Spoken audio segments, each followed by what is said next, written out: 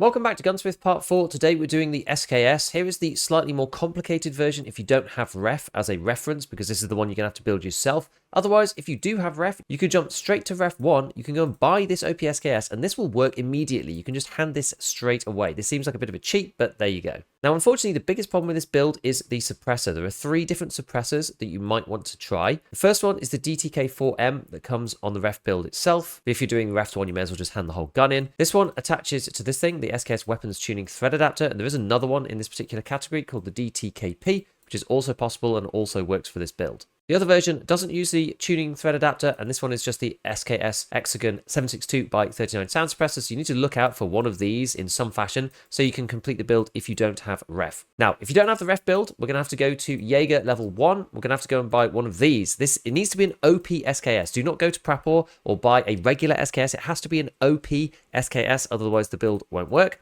So I'm going to go into edit build here.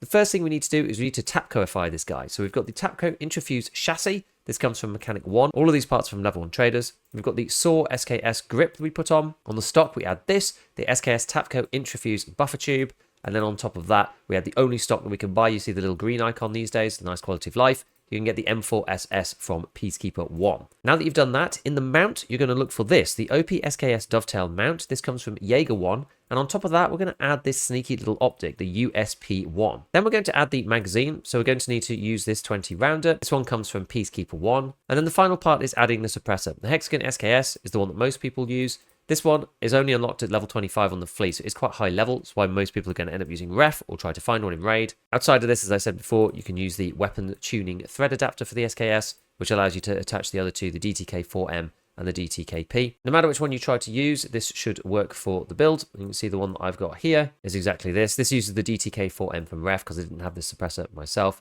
But otherwise, you should just be able to hand this one straight in and get onto Gunsmith Part 5.